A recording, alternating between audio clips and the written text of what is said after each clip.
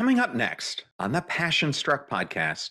We still need to have a certain level on Maslow's triangle to be able to thrive, right? So I'm not suggesting quitting your job and living as a nomad or anything like that.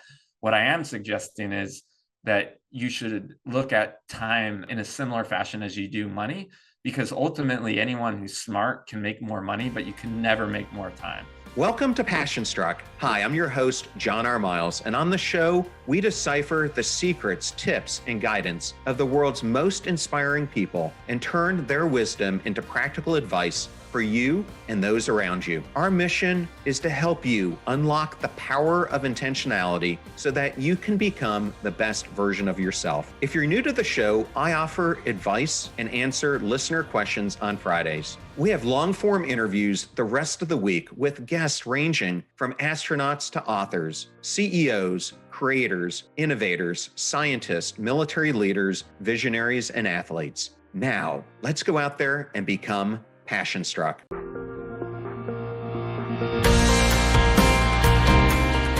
I am so excited today to welcome Dr. Mike Rucker to the Passion Struck podcast. Welcome, Mike. Thanks so much for having me, John. I'm looking forward to this. And you just recently released this great book that I have here, The Fun Habit, which we're going to be covering in detail. But I just wanted to start off by congratulating you on that book launch and how awesome it's been received right now by all the people who've been reading it. Yeah, thank you. It's been an exciting time. I'm having a lot of fun just connecting with folks, and and the way that the kind of subtle tactics in there are proving beneficial, that stuff's always rewarding, I think, right now, especially going into 2023, because it's been so tough since the beginning of the 2020s, right? It seems like the message is welcomed, and that's always nice, a little bit of serendipity there. Yes, for sure. Well, you start off the book by saying that you spent most of your life searching for happiness. How have your own experiences led you down the path of starting to build your own fun habit?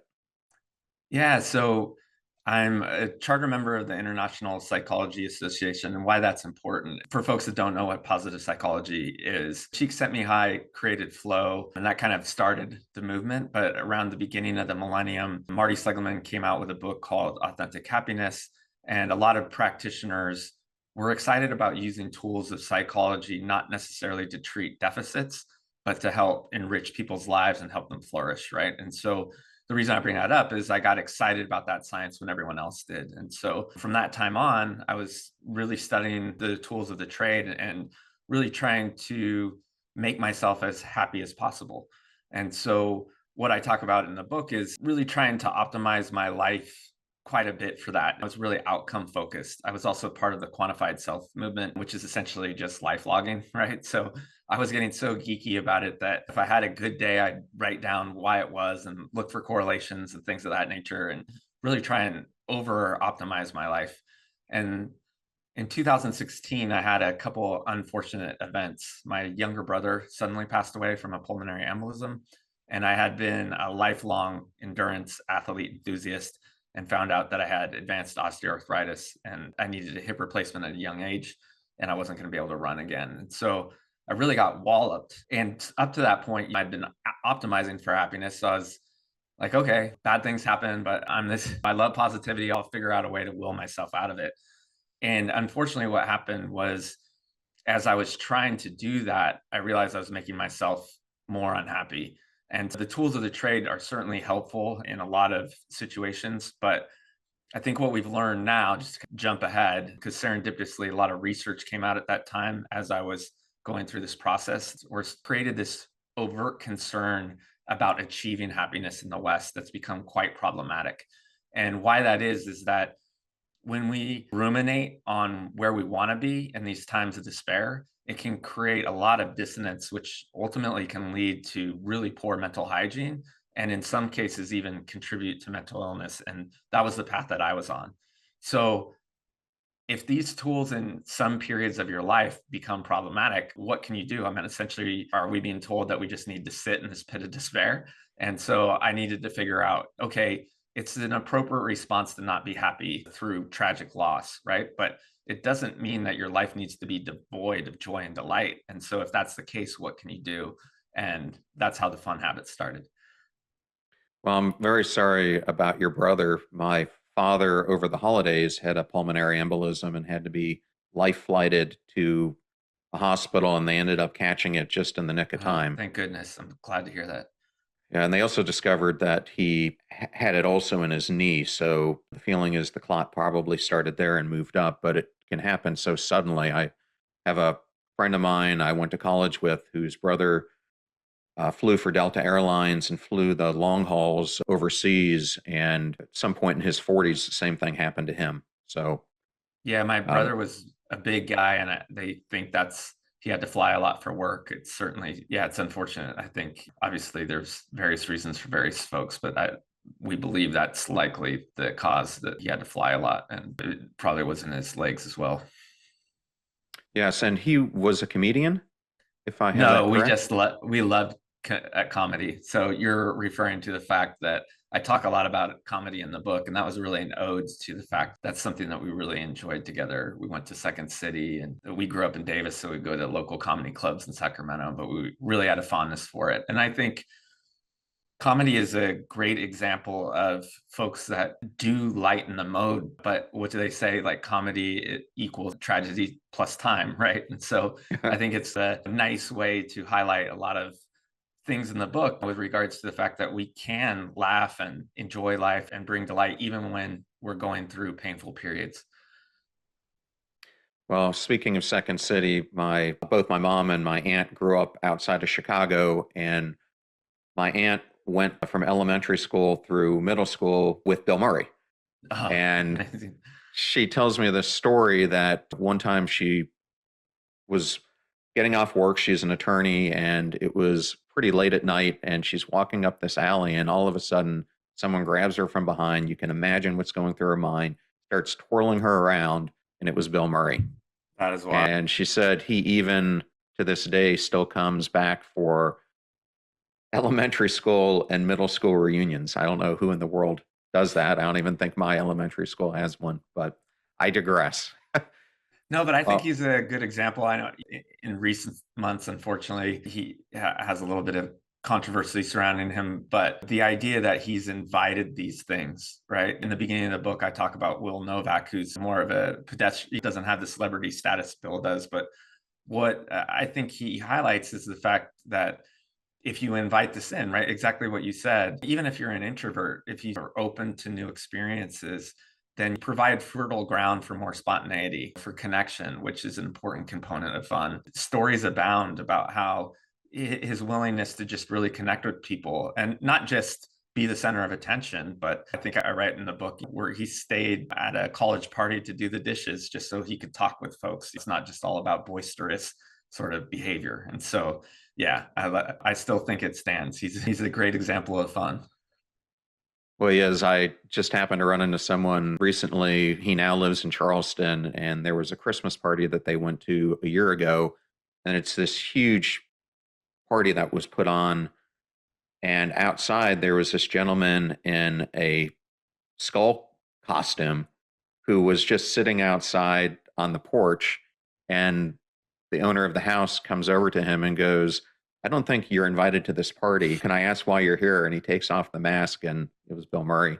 And I That is think he's wild. always popping in, trying to have fun. And other people I've talked to in Charleston says he just randomly shows up throughout town. So, I brought him up and then I think I took a detour, but obviously I'm not prescribing wedding crashing or anything of that nature where you're forcing your fun on others. But again, I think there are these opportunities abound where if life gives you an invitation, you accept it, right? There's a study that I cite in the book about folks that are primed to just talk to strangers on their commute because we all think like, oh, I'm just going to be bothering that person, right?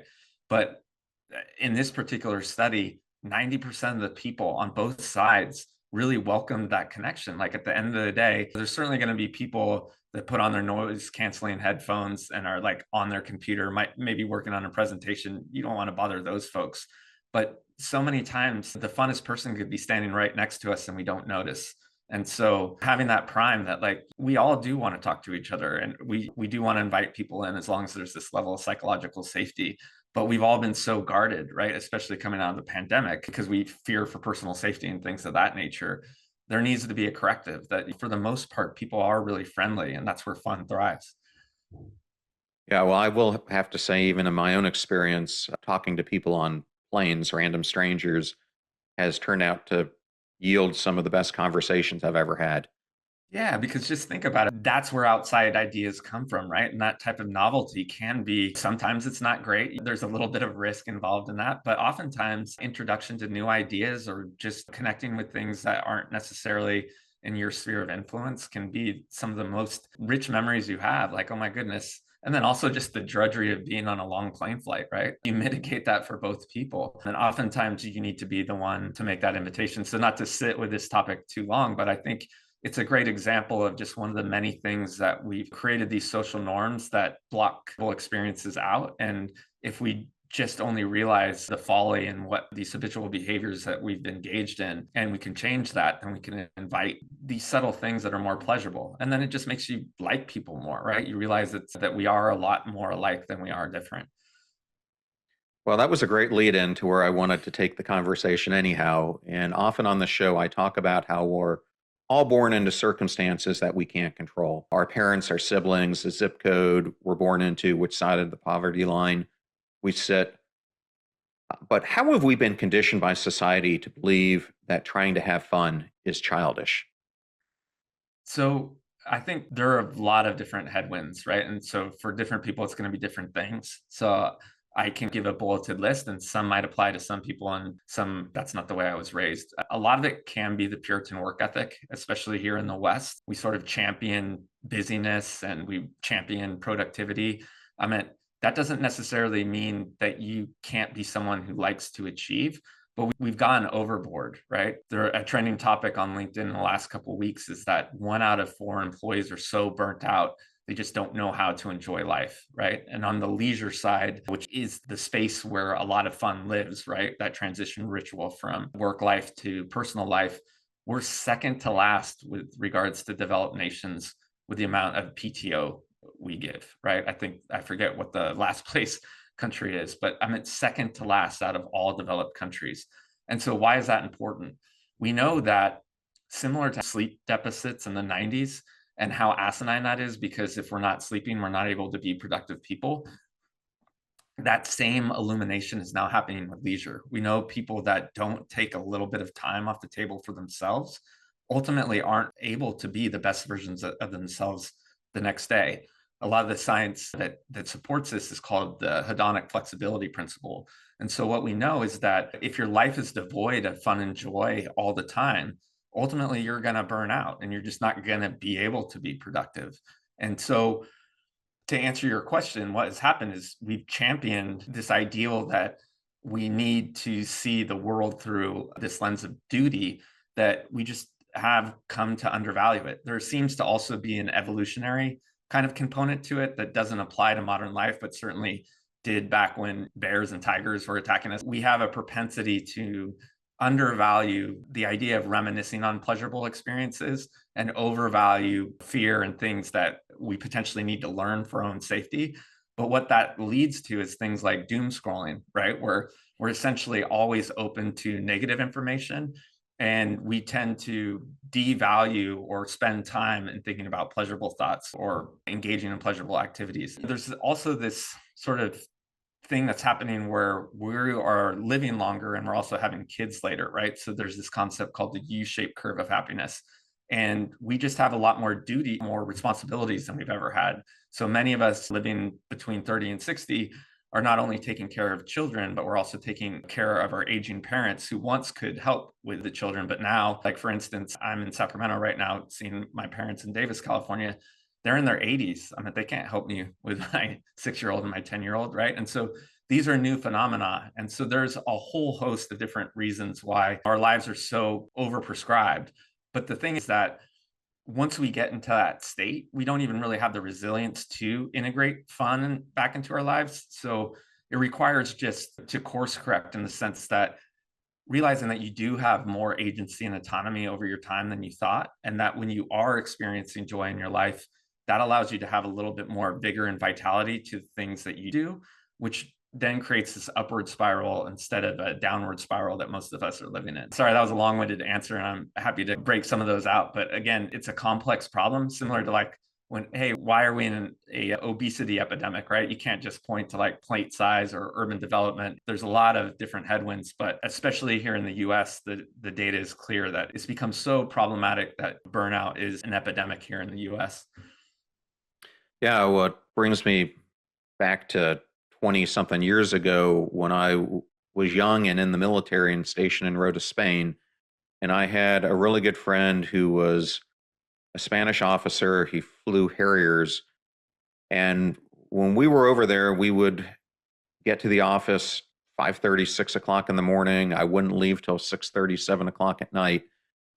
And they were the opposite. They would go in about 9 o'clock in the morning, take their siesta, and then they would end at about the same time we did. And I remember one time we were out on a weekend and he just looks at me shaking his head and he goes, "You Americans work so much." He goes, "Don't you know life is about working to live, not living to work?" And I really wish I would have listened to my friend's words much more because, similar to many people, I was trying to climb the ladder and put myself in a situation where I had reached what I had always dreamed of having, which was a Fortune 50 CIO job. But I was working 100-hour weeks. I was burning both ends of the candle. I was traveling 2 weeks out of the month. And ultimately, I found myself in this death spiral of just feeling so numb that I had lost all joy in my life. My memory was becoming not what it was. I wasn't performing cognitively as well as I should. I wasn't there in present like I needed to be. What I tell the listeners of the show is this is something that doesn't happen overnight. It's like depression. It starts out as this low grade thing, and over time, if you don't incorporate fun activities or breaks or free time into your life, it just builds up to the point that it goes from this real mild thing to severe over time. And I think that's exactly what happens to a lot of people, especially as you pointed out in the book, after the Industrial Revolution and information age. And I love how you put it. You say that it has led us to becoming the machines that now output the goods that create profits for others. And I think it's such a valuable point. Yeah. So you bring up a couple good points. You probably highlighted it better than I did. One is that it's insidious, right? So that's why it's a hard sell. I think, again, there's some serendipity. We talked about it at the beginning of the show that people are more open to it because they are realizing, again, I think leisure is now going to get the attention that sleep got in the 90s that we understand. I mean, you're certainly seeing it in Fortune 500 companies where they're literally having to incentivize employees to take PTO. And they're not doing that because it's out of a sense of benevolence. They know that folks that don't enjoy themselves a little bit are eventually going to burn out. They're either going to start to hate the company, right? Or they're going to be less productive. But as you mentioned, it's insidious because if I ask you in real time, you don't it happens so slowly you don't understand that you are burning out, or the benefit of fun is so subtle you're like, okay, really, I just need to take a vacation. And that's not exactly it, but it's certainly a big piece of it, right? Another thing that I don't completely go down the rabbit hole in the book, but I think is, again, speaks to these headwinds as you're seeing a parity gap between the middle class and the upper class. When we were doing things for an honest wage and that exchange of value, here's my time and you're going to be fair with the money that you give me. So granted, maybe you're the boss and you get a little bit more, but now we're being over optimized to how can I get the most value, the most output out of you and extrapolate the rest for myself. It's clear that's happening. I think that's requiring a course correction. And as much as they get criticized, I think Gen Zs and millennials deserve a little bit of credit for the great resignation because they're like, look, I'm not going to just give my life away. All I'm doing is helping you take all the value of my time. Cassie Holmes and other researchers have really shown how folks that have a mindset shift from money affluence to time affluence, we still need to have a certain level on Maslow's triangle to be able to thrive. So I'm not suggesting quitting your job and living as a nomad or anything like that. What I am suggesting is that you should look at time as in a similar fashion as you do money, because ultimately anyone who's smart can make more money, but you can never make more time. And that's just the reality, right? Again, it comes from a place of privilege. There are going to be some folks where money is a concern. And so likely this advice doesn't fall on them. But if you're at a certain level in your career where you could ultimately make more money if you want, then it might be time to start looking at how can you create the space where you can actually use your time more effectively as well. Does that make sense?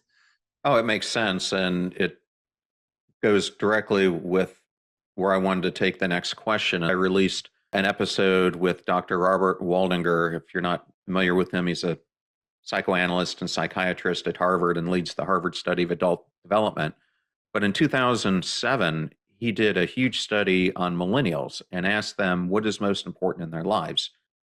And it came back with an 80% answer of to be rich.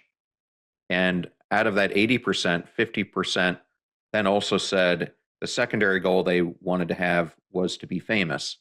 And then he interviewed the same group of people a decade later, and the findings were pretty much the same. And it seems like the way you're nodding, you're familiar with this. So his book is actually titled The Good Life. And in your own book, you write that many of us feel today helpless as we're trying to carry out this journey towards the good life that Dr. Waldinger talks about. Why do you feel like so many people feel like they're up against impossible headwinds to achieving the good life? Yeah, I think it's because it's being delivered from external factors, right? So many of us, especially here in the West, again, there's multiple causes, but whether it's social media, whether it's aggressive marketing, whether it's just being so burnt out, again, alluding back to that APA study that was highlighted in LinkedIn, we have forgotten what lights us up, right? I mean, so there's a few aspects of happiness that become problematic, right? We're susceptible to adaptability, right? So if we're not mindful of what it is that we like, we're just chasing the next thing, then ultimately it will be novel for a little bit and then it won't be, right? So those things tend to be fleeting. The other, and you brought it up earlier, is that a lot of times if we're not mindful about what it is that really brings us joy, it ends up that it's comparing against the Joneses, right? And so once we adapt to maybe a windfall or job promotion or things like that, we acclimate to what the sort of social norms are of that, so just that strata, and then we strive for more. And so what I talk about in the book is that the folks that are able to be deliberate about these are the things that I really like: connection with my friends, my family, the hobbies that I have, relationship with nature. For some, it's going to be spirituality. These live in abundance and they don't necessarily require an active evaluation, right? Like, am I having fun? I mean, you're just in those moments, you're in those connections, and they're wells that you can drink from all the time. They don't run out. And so I think that's what's become problematic, is that we see these curated lives of folks on social media and we think that's the norm, but it really isn't. I think for some it might be more difficult, but for most rational thinkers, like, wait a second, oh my goodness, yeah, this is like the top 1% of this particular person's life. I don't need to compare myself to them. And oh yeah, I haven't thought about my own needs and what I'm really passionate about. So why don't I reconnect with that? And I don't necessarily need to have it prescribed, and it doesn't have to be one thing. And let me start to reestablish my relationship with those activities, the people and the environments that really do light me up, because those are always there. Yeah, and I'm going to bring up an influencer that you brought up in the book, and that is Gary Vee. And it's interesting because he became the poster child for hustle culture. But last year, I had the opportunity to interview two of his direct reports. One of them still works for him, Claude Silver, and the other one, Adam Posner, worked for him a long time ago. And it's funny because they said that the Gary that you see who's publicly out there and the Gary who they work with on a day to day basis are two completely different people. In fact, he created a job that Claude is now in called the Chief Heart Officer because he saw how many of his own employees were disengaged and he wanted to find out a way that they can concentrate on what they call emotional optimism and to root out toxic positivity from the workforce. What, knowing him the way you do, and I know you've met him personally, what are your thoughts about that?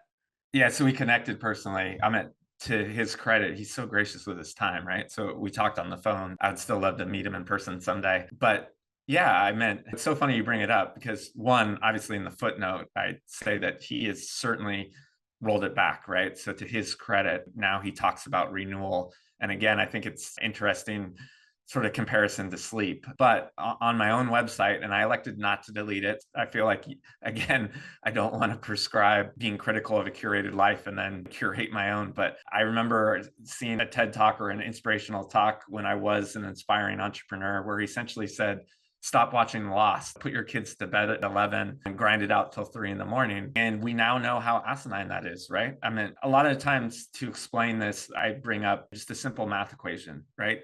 We know that someone who's burnt out is going to produce just an average level of output, right? So let's say you're someone that grinds that out 60 hours a week. And so you're able to produce 1x, right? What we know is that people that live, and again, this goes back to Matt Killingsworth's work about mind wandering, and then also the hedonic flexibility principle, Dr. Talk at Oxford, is that when we are able to recharge our batteries, we show up with so much more energy. And again, the ability to think in a more innovative way, right? Because a lot of times when we're burnt out, we really can only think through our heuristics in a very linear fashion, right? It becomes more difficult to coalesce outside ideas and make innovative solutions. And so if you're able to take time off the table and come to work as the best version of yourself, then you're able to produce 2x, right? So the person that's grinding it out and thinks that they're in this life of being a workaholic, 60 times one, that's 60 units of output, right? But the person that's living a fun life and is able to show up to work with their batteries recharged, is working 40 hours a week, but able to produce 2x, and that's 80, right? So here you are producing 20 more units of output and having a lot more fun doing it, right? And creating this upward spiral. And so back to your question, he's smart enough to know that. Claude is an amazing person as well. And I think we just know that the folks that are enjoying themselves, even if that enjoyment comes from work, and again, I talk about that in chapter 11, right? Even people that are trying to focus their energy on changing the world and doing really big things, if they're not enjoying themselves a little bit, ultimately, they're not going to be able to do the things that they wanted to do in the first place. They're not showing up as the best versions of themselves. And then to your point, you brought up your own anecdote. You look back at it and go, why did I do this in the first place? Like, I don't remember what was enjoyable about this. Yeah, no, and I was chasing the exact things that Dr. Waldinger found in the millennials when, say, fame as much as recognition and promotions and the money aspect of it and what that could buy you and all that. What that study has found is that none of that brings you happiness Yeah. at all. It's, Yeah. yeah. I think it's one of those, you often get asked these introspective questions like, if you could go back and tell your 20-year-old self, what would you say? And I think anyone that's listening, like if you do have those outcome-based goals as your ideal, like really be critical why. There's a simple coaching exercise called the 5 whys, like peel back. Is this something that really you want to optimize your life for? Because another unfortunate consequence is if you get to the point of burnout that you described, the psychological concept is called social contagion. You start to spread that to the folks that you care about, whether that's your employees because you're in a leadership position or your family, and ultimately burn them out too because you're not there as a person that they really want to be around. So these things have ripple effects throughout your life that become quite insidious. And again, to your point, they happen so slowly that it's often hard to recognize that they are happening. But some of the best achievers are the ones that are having fun, right? In the book, I talk about Malcolm Gladwell made this concept of 10,000 hours really popular, and deliberate practice is an amazing thing. I think it is a great ideal for people that are really trying to focus their lives towards mastering something.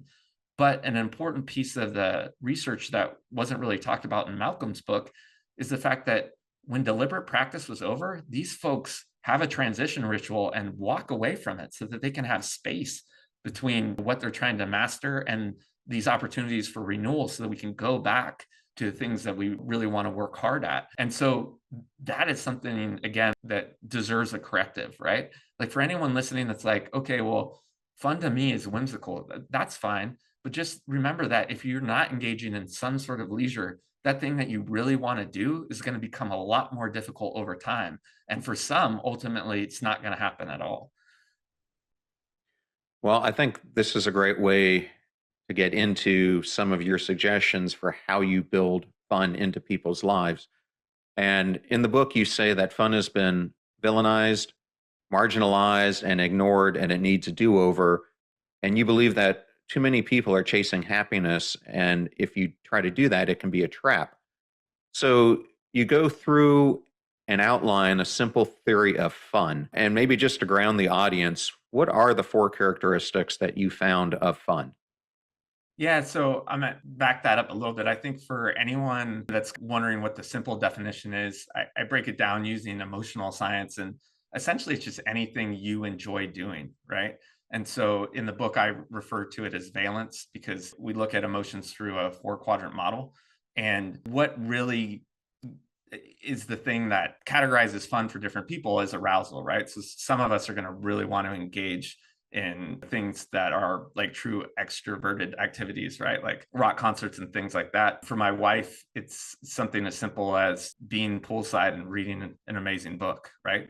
But the thing that unites us all is this idea of valence, whether we find the activities enjoyable or we don't. And so that's really the way I define fun for anyone that's listening and wanting like a simple definition. And then what I break down in the book is that you can use something as simple as a time audit, or you can look back at your Outlook calendar and kind of find these opportunities of like, okay, where have I habituated my activities in my week, and where can I find these opportunities to create space so that fun can be filled back into that. Yes. And did you find in your research and examining that of people like Cassie Holmes and others that there's an optimal amount of time that we should be spending daily on fun? Yeah. So what Cassie found, she calls it the Goldilocks hours, I believe, is that if you can recapture 2 to 5 hours a day, right? More than 5 hours, generally that's going to start to make you feel unproductive. I also cite in the book time surveys that suggest that we probably have more leisure time than we think. It seems that the folks that have the least amount of leisure are female wives and domestic partnerships. But even those tend to have almost 2 hours a day that they could recapture. When I bring up data like this, oftentimes people scoff. There's just no way that I can recapture 14 hours in my week. But if you think about it in the context of 168 hours, right, there generally is some space that we can play with. So what I suggest, going from the fact that there likely is this pocket of time that we can recapture, just try and start with 2 to 3 hours. Figure out, again, you don't want to be additive because then we're getting into this realm of toxic positivity where it's like, oh, no, you just need to add activities to your already busy schedule. Like that's not going to hit. But if you do look at ways that you've habituated your time, and oftentimes for some folks, that's going to be social media use. For some people, it's going to be relationships of convenience. For some people, it's going to be these times of busy work. Like for a lot of people, answering emails from 8 to 9:30, when they look at that critically, that's not really moving anything forward. Just a simple sort of reframe of their admin work can recreate the space. So finding those pockets to recreate that space and then integrating activities back in. And so that's, again, we talked about these headwinds. But for a lot of folks that are already so burnt out, the idea of taking a dance class on a Wednesday, is like, I can't do that. But ultimately, when they integrate something like that back in, so they're really, if dance is their thing, once they start to enjoy themselves, they realize how they show up on a Thursday. Like, wow, I really had fun. And they start to look forward to that. And so once you get that taste, like, oh my gosh, okay, so taking some time off the table for myself really does allow me to show up as a better version of myself over time. This really quick course correction and finding that balance, right? Of, okay, I do want to enjoy some time. And even for the folks that are so time poor that they can't do that, I talk about a strategy in the book called activity bundling. How can you re-engineer time with things that you have to do and make them more enjoyable? So even if there's no way to integrate leisure into your life, which I would suggest is quite problematic, and you probably need to do some deep work of why you can't find 2 to 3 hours out of your 168 to have a little bit of fun, then you definitely need the book, right? But even if you're in that state, where can you look for opportunities with activities that you have to do and make them a little bit more enjoyable so you don't just feel like the whole week is filled with drudgery? Yeah, and a follow on to that would be you say in the book that sometimes we fall into a habitual yielding process. And your solution from saving ourselves from yielding is to expand what you call a fun file. Can you explain to the listener some examples of yielding and then outline the 3 steps of creating your fun file? Yeah, absolutely.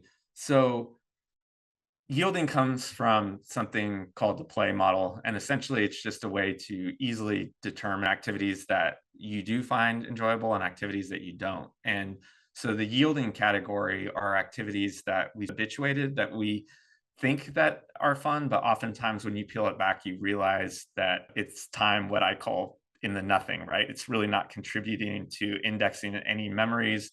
You look back at it. And so a good litmus test is if I asked you in 2 weeks' time, can you tell me one thing you remember from being on Instagram? And you can't because it wasn't interesting enough. It was really a way to pacify time. A lot of times it's essentially just a way to alleviate boredom. And so that's what the yielding category is. And it's not just villainizing social media use, because sometimes social media is a great way to connect with others. For some, it will be plop down on the couch every Tuesday and Thursday and watch whatever is on. Again, it could be engaging in something that you've ritualized that when you look at it critically, you're like, this is just something I don't need to be doing anymore, right? Whether that's work or some sort of other agreement. And so looking at those things and trying to figure out how to minimize those is an important step because again, one of the things that we need to do is create that space and not just layer things onto an already busy life. The fun file is a very simple exercise. It's essentially for a lot of us, again, I'm 50 years old. If you haven't had fun for the last decade, then you need a simple reminder of what are the things that I do want to enjoy. Again, the 3 aspects of that oftentimes are friends that maybe you're not engaging with as much as you want, long lost hobbies, or just places, right? Nature, activities like at a lake or whatever are common examples. And so the first step is doing a big brainstorm, right? Just have fun with it. Get really curious. For some people, having a time constraint is helpful because you don't feel like it's just this another thing of homework that you have to do. For others, do it over time, make it an expansive list. Then what I suggest, and again, this is based on the science of paradox of choice, is paring that list down to 8 or 15 things, right? So it's not just this big data dump. It actually becomes something that's more tangible.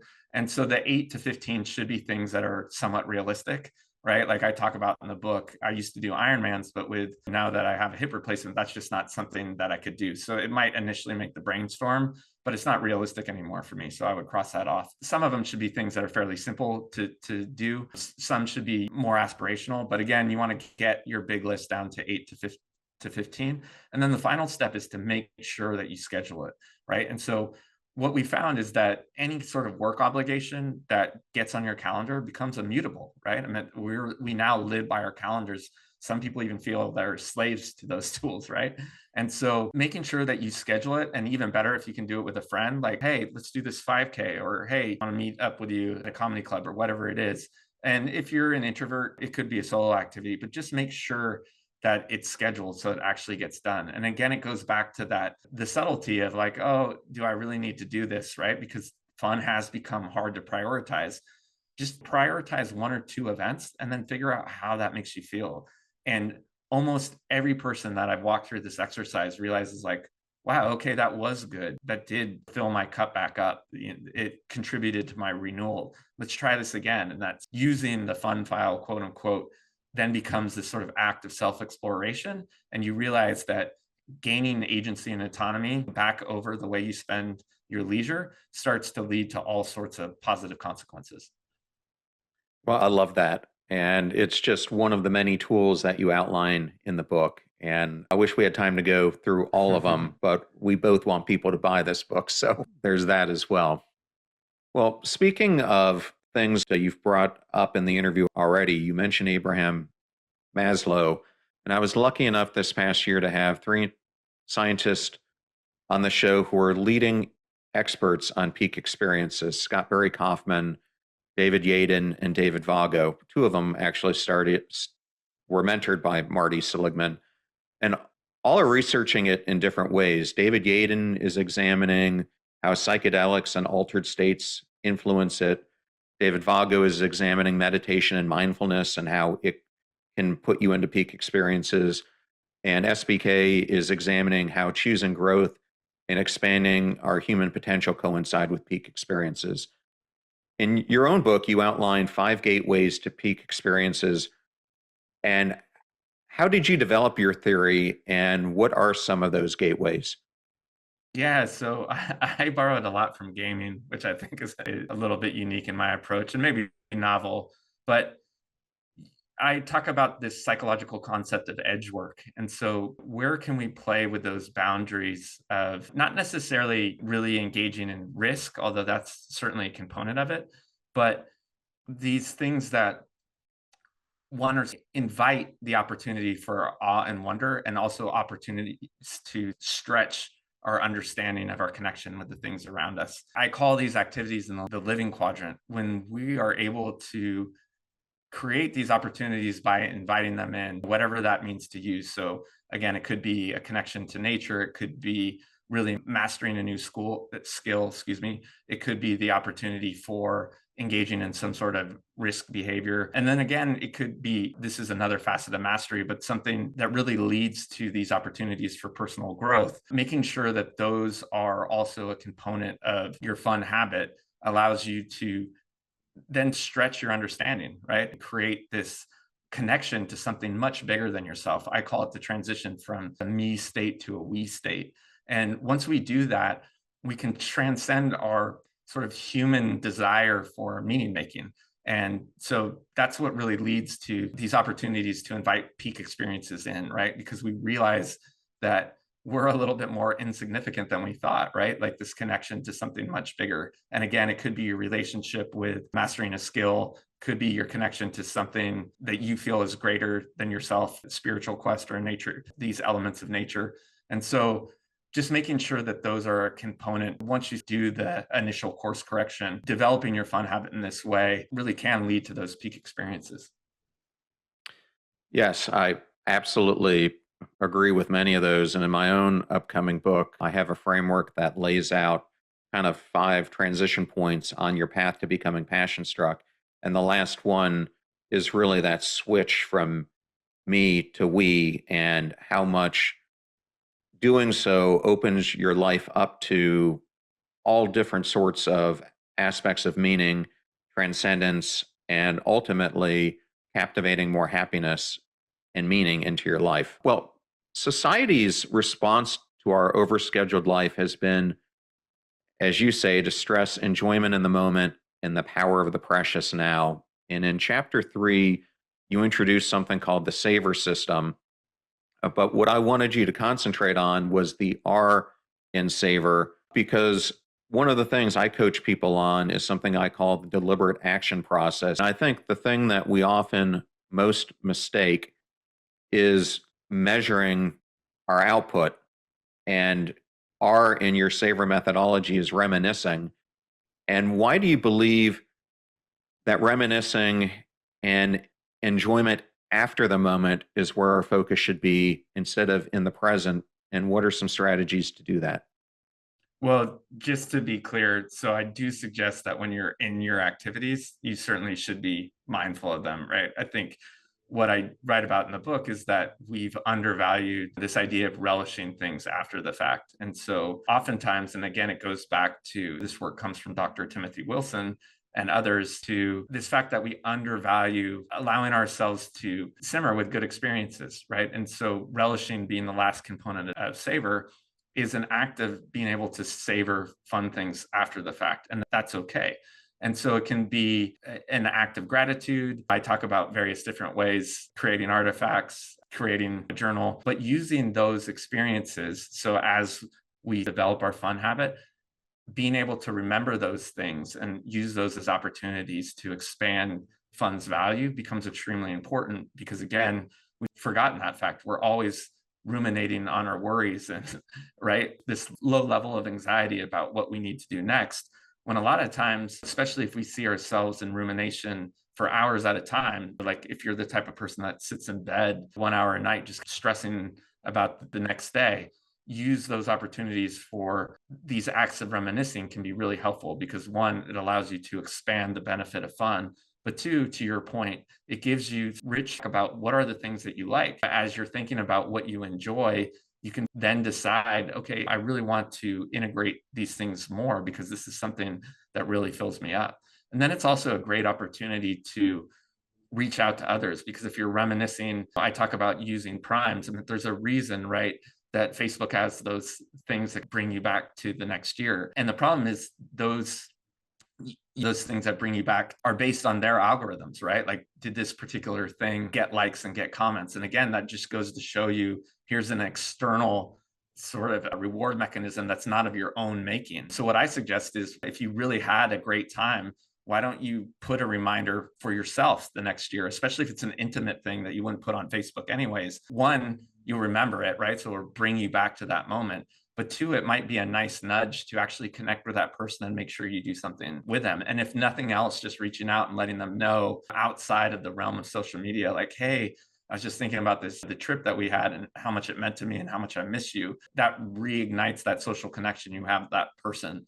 And so what I really get into the chapter is there are these mechanisms that are helping us do that. But if we bring them inward so that they're more meaningful, they have a lot more value.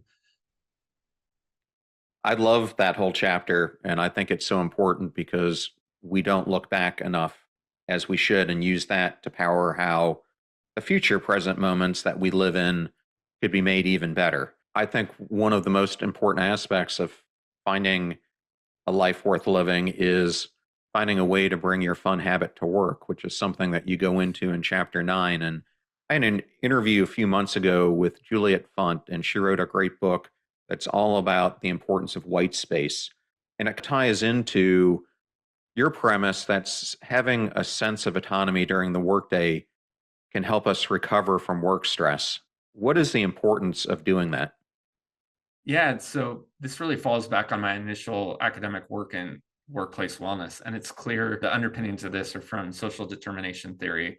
And that is the more that we feel like we have control over the work we can deliver, then the more we tend to enjoy it. And so creating fun environments within the workplace are fairly complex because the more people that you have, the more the dynamic can be complicated with regards to creating the psychological safety for fun to thrive.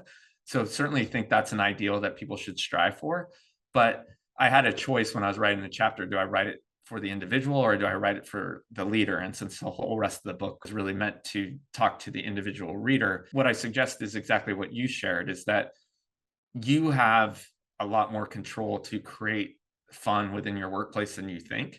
And so it goes back to all the tools that we've already talked about throughout this. One is, are you really taking a break to have fun during something like your lunch hours so that you come back to the second half of work with more vigor and vitality? The other is, are you communicating with your boss in a way that allows you to have that autonomy so that you can be more playful for the work that you have?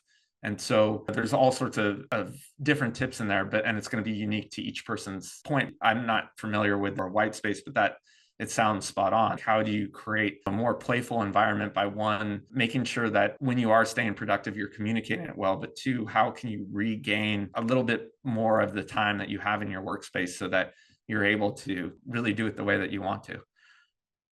Yeah, well, she uses the great analogy of if you've ever made a bonfire, the one thing that you need to take into account is that you need white space or that fire is never going to light. And she relates the same things to our work life, that if you're not giving yourself enough breaks, enough time to think, enough time to take a step back and take yourself out of the grind, then you're not going to have that burst of flame to be creative, to come up with the idea, to lead the team in the way that you should. And so that's how she describes it, which I think coincides exactly with what you just said. Yeah. And Um, so I think to highlight that in that particular chapter, I bring forth the wisdom of John Cleese, right? So it's specific, again, might not apply to everyone, but if you have an innovative problem, how can you really create sort of a playful space to fight that problem, right? Where you're really playful with any of the particular solutions. There is no sort of outcome focus. So like maybe one of those will work, but ultimately it's okay if none of them work. You can throw them all away, but ultimately make that time bound, right? So it's not scary. You're not like, oh my gosh, I've wasted all this time. So there's all these little sort of opportunities, but that's right in line with that white space. Once you create that sort of playful space within your work environment, you might be able to enjoy a particular heady sort of problem that might, without making it playful, might otherwise consume you. Yeah. And you brought this up earlier in the interview, but chapter 11, you introduced the concept that we can use fun as a force for change. And I loved it because I recently interviewed a co founder of the Home Depot, Bernie Marcus, who is a huge philanthropist. And he brought up during our interview how giving back was a way for him not only to have fun, but to feel more connected and to feel a much bigger sense of meaning. And I was hoping you could just jump on that point by talking about the benefits of doing so. Yeah, I think what I found in that chapter is a few things. One, it goes along to everything that we said. And I think if I'm leaving the listeners with something, is this idea that these big problems that we're trying to achieve, if we're not enjoying the process, we tend to burn out, right? And so one of the things that I highlight is the success of the ALS bucket challenge, right? Here is something that's a pretty grim disease that people are trying to face, but two folks that were working with that particular organization that ultimately ended up passing, right? So this isn't something whimsical. Again, this is something very serious, created something that was fun that took off because although it highlighted this terrible disease, it also allowed people to add a little levity to such a heady topic and ended up being one of the most successful charitable events ever, right? And so that goes back to a few things. One, lighten the load of something that was really awful. But two, in that particular campaign, it allowed people to, with some autonomy, right? They were able to figure out how they wanted to bring awareness to it and really had fun with putting an ice bucket over their head. But also, these problems don't get solved overnight. And so, figuring out ways where you can have some sort of resilience and the energy to move on becomes extremely important. And so, what is folks that are overburdened with that sense of duty and just weighed down by the heaviness of these causes ultimately don't last very long. And so, knowing that you can still do really important work, but the importance of at least enjoying the process and the people that you are with along the way, again, becomes extremely important. And so, serve two purposes, right? One, I think it highlights the importance of the course corrective of what's needed to making sure that people are enjoying some of the time in whatever they engage in. But two, that extremely important work gets done when we are enjoying ourselves. Well, that's great. And Mike, I usually like to end these interviews by asking the author what takeaway they would want the listener to have, but I'm going to ask yours in a little bit different way. What is the importance of these 6 words? It's chaos. Be kind. Have fun. This comes from Patton Oswalt. I was digging into his similar situation with losing his wife. And I think no matter where you fall with regards to your own spirituality, most of us would agree that there's an abundance of bad and an abundance of good, right? And so whatever well you want to drink from, you can, right? But at the end of the day, I make the book that yes, bad things are going to happen. There's going to be loss in your life. There are going to be challenges, but if you look for it, there's an abundance of good. And generally, with a little bit of being deliberate about how you organize your life, you can skew the way your life goes in a pleasurable way so that you look back on it and enjoy yourself. But not only that, the research suggests that as important as fun is, it's also making sure that you take others along for the ride and live your life with some empathy. So the reason I love those 6 words is we're all going to be faced with challenges, and certainly you want to avoid toxic positivity, because if you don't acknowledge that life is chaos, again, based on the work of Dr. Iris Mouse and others, we know that the motivation just won't hit. It will create this dissidence and ultimately lead you in the wrong direction. But if you are mindful that yes, there's going to be bad times, but that you have control over the good times, and along the way, you're kind to others, you really will have a life well lived and the life that you want. And so, again, I just think here in the West, here in the US, we all need this kind of course corrective. And whether you want to call it radical or not, that's fine. So many of us are just burnt out, not having fun and not enjoying these hours, this gift that we were given. And so, yeah, I think that just summarizes sort of my ethos and what I hope people get out of the book. Yeah, the power of choosing how you spend the hours of your day, an important message for all of us. So, Mike, if there was one way you wanted a listener to get in touch with everything that you do, what would that be?